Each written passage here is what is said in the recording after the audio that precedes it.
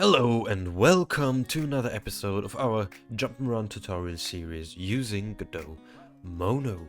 In this episode we will get to make a few particle effects. First of all, we will create a new folder called particles in which all of our particle scenes are going to be stored particles, and we create a new folder called enemy kill, and in here we create a scene called enemy kill as well, and we change the type. And we type in particle, and you can see that there's CPU particles 2D and particles 2D. Particles 2D can only be used with GLS version 3, and CPU particles can be used with both. In this episode we will discuss the particles 2D, as they are quite similar. Everything can be adjusted to the right. So for one, emitting, are the particles active, amount, how many particles are going to be spawned at once, and we immediately hop into process material and we create a new particles material. And you can see it already started. Here you can create all sorts of things. Let's increase the scale a little bit, make them a little bit more visible. We change the color to a slimy green. So now we can already adjust a few properties. For example, the initial velocity is a speed with which particles are being emitted. You can also add a velocity random, and you can see they are kind of random. The direction is quite interesting. This says in which direction particles should be emitted into. Be aware that 0 is still right, so we can increase the spread if you want a more randomized emission, but I kind of want to emit a little bit upwards. Gravity is already set. Let's adjust our initial velocity, make it a little bit smaller. So we have an angular velocity, is how much are the particles rotated. Let's increase the random. We can adjust the tangential velocity to make it have like a swirling movement, so it goes around in circles, so we can dampen the particles.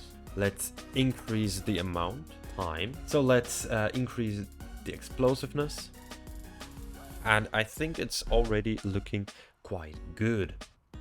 Now it's one shot. So now we have to find a way to spawn them. I will create a script. We'll have a private static packed scene.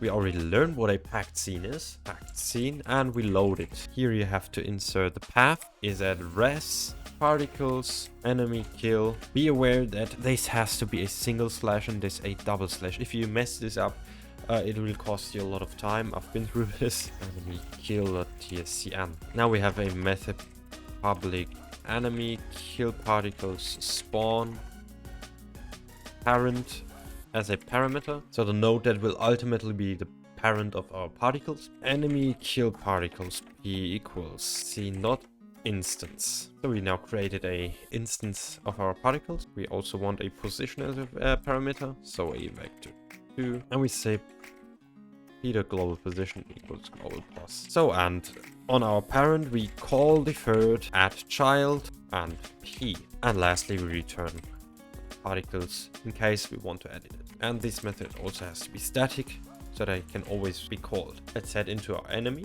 On kill we say enemy kill particles dot spawn. We want to spawn it on our parent, as we are gonna die soon, and we pass a new vector 2 with our global position. So, and in our enemy kill particles we have to say restart in the beginning, and we now create a private flow timer.